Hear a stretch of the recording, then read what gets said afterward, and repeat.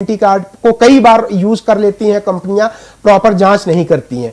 यहां पे हुआ क्या, आरबीआई ने जो स्ट्रिक्ट गाइडलाइन दिए हुए हैं और thanks to RBI and government of India लगातार ये स्ट्रिक्ट हो रही है, मोटा मोटा प्राइमा फेसी उसका वायलेशन किया गया पेटीएम के प्रमोटर्स के द्वारा, या उन पैरामीटर्स को वो अपने डे टू डे बिजनेस में इंप्लीमेंट नहीं कर पाए, क्वालिटी का वायलेशन हुआ।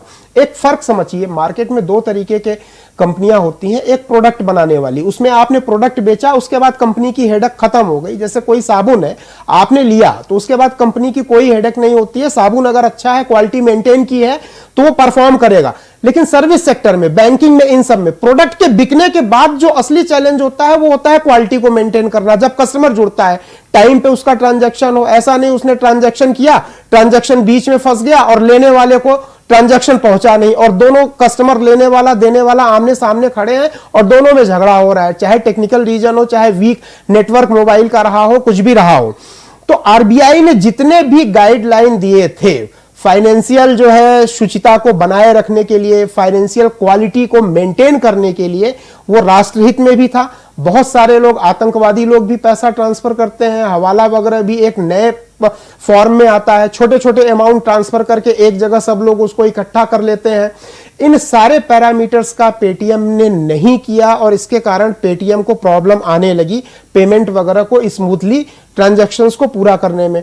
ये तो थैंक्स टू आरबीआई की लाइसेंस देते वक्त ये लोग एक बहुत heavy amount as a security रखते हैं, अदरवाइज कोई कंपनी जो है फिर हाथ में नहीं आती है। पेटीएम हाथ में इसलिए आई है, इसलिए आरबीआई की बातों को मान रही है क्योंकि गर्दन दबोच के गवर्नमेंट ने, आरबीआई ने रखी हुई है। अब हुआ क्या कि जब लोगों को प्रॉब्लम आने लगी तो आरबीआई ने सीधे सीधे इंटरफियर करते हुए बोला कि वायलेशंस हुई है, क्वालिटी पैरामीटर पे आप खरे नहीं उतर रहे हैं, इतने टाइम के भीतर आप सारे ड्यूज क्लियर कीजिए कंज्यूमर का, यानी कंज्यूमर का हित, interest of consumer first preference देते हुए कि सारे लोगों को करिए। अब अगले क्वेश्चन में इस बात का डिस्कस करेंगे कि पेटीएम के पास क्या क्या ऑप्शंस हो सकते थे। जी बिल्कुल, इस बारे में हम जानेंगे, लेकिन उससे पहले एक सवाल ये भी आ रहा है कि आखिर ये जो गलतियों की शुरुआत जो आप जानकारी दे रहे हैं, इनकी शुरुआत हुई क्या, और क्या ये गलतियां प्रोमोटर के एंड पर हुई, मालिक के एंड पर हुई, कौन है इसके पीछे जिम्मेदार? देखिए, बिजनेस की जो सबसे बड़ी पढ़ाई होती है वो एमबीए होती है, और उसमें एक सब्जेक्ट होता है प्रिंसिपल ऑफ मैनेजमेंट। जहां पे प्रिंसिपल ऑफ मैनेजमेंट का वायलेशन होता है वहां पे ये गलतियां होती हैं, और मैं इसके लिए 101% बोलूंगा, भले ही कुछ हो जाए। प्रमोटर और टॉप मैनेजमेंट की ये गलतियां होती हैं, ये अनदेखी करते हैं। इसमें दो होते हैं, एक तो विलफुल फ्रॉड होता है, जैसे तेलगी का घोटाला वगैरह हुआ, वो षड्यंत्र हुआ, वो विलफुल हुआ जान करके। यहाँ पे विलफुल तो नहीं होता है, लेकिन इग्नोरेंस होता है। इग्नोरेंस ये होता है कि आरबीआई, अब जैसे सेबी है, रेगुलेटरी अथॉरिटी है, कि वो शेयरों को कैसे आप मार्केट में डे टू डे बेसिस पे वो फंक्शन करेगा, मूव करेगा, पूरी गाइडलाइन है, और ताकि दोनों पार्टियों का, या जितनी पार्टियां खरीदने वाला, बेचने वाला कंपनी, सबका वहां पे इंटरेस्ट सेव रहे। तो इन गाइडलाइंस की गलती, इन गाइडलाइंस को उस लेवल पे इंप्लीमेंट नहीं किया जाता है मार्केट में जिस लेवल पे वो एक्सपेक्टेड है। कुछ गाइडलाइंस को नकार देते हैं, जैसे फॉर एग्जांपल अगर कोई केवाईसी पूरा नहीं है, उसमें आइडेंटिटी कार्ड नहीं लगा है, तब भी कंपनी वाले चलो जी शुरू कर दो। और ऐसा क्यों करते हैं? बढ़ते हुए बिजनेस वॉल्यूम को मैनेज करने के लिए, अपने बिजनेस वॉल्यूम को, बैलेंस शीट को इन्फ्लेट करने के लिए। ये सारे एंटरप्रेन्योर के अंदर एक ख्वाहिश होती है, एक लालच होता है कि जल्दी से जल्दी उनका टर्नओवर बढ़े, और इस चक्कर में जल्दी से जल्दी और ज्यादा से ज्यादा फायदा लेने के चक्कर में लोग क्वालिटी को वायलेट करते हैं। और जब आप क्वालिटी को, नियमों को वायलेट करते हैं तो चाहे सड़क पे चले, अगर आप रेड लाइट जंप करेंगे तो एक्सीडेंट होने के चांसेस हैं, आज नहीं कल कहीं ना कहीं एक्सीडेंट होगा। सेम कंडीशन यहां पे एप्लीकेबल है। इसमें प्रमोटर और जो मैनेजमेंट होते हैं, प्लस इनके जो डीएसए होते हैं, वो लड़के जो नए कस्टमर को जोड़ते हैं, और जोड़ते वक्त ही उन पैरामीटर को पूरा करवाना चाहिए, केवाईसी वगैरह भरवाना चाहिए, वहां वायलेशन होता है। और जिसके कारण ये प्रॉब्लम पहले शुरू में आती है तो आरबीआई वार्निंग देती है एक लेवल के बाद, जब कंप्लेंट आनी शुरू होती है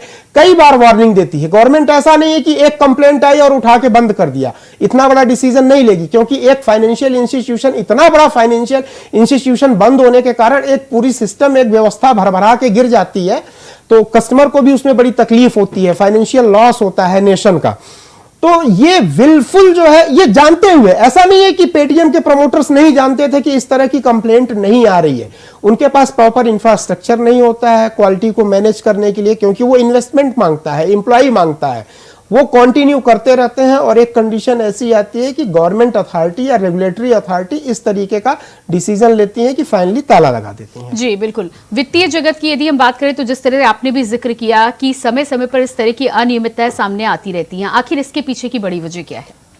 देखिए, मैं आपको बताऊं, जब रेगुलेटरी अथॉरिटीज इतनी स्ट्रांग नहीं थी, अभी आप प्रधानमंत्री जी का भाषण सुनिए, उनके विजन को सुनिए। उनका सिंपल सा कहना है कि भारत को एक महाशक्ति या विश्वगुरु बनाना है।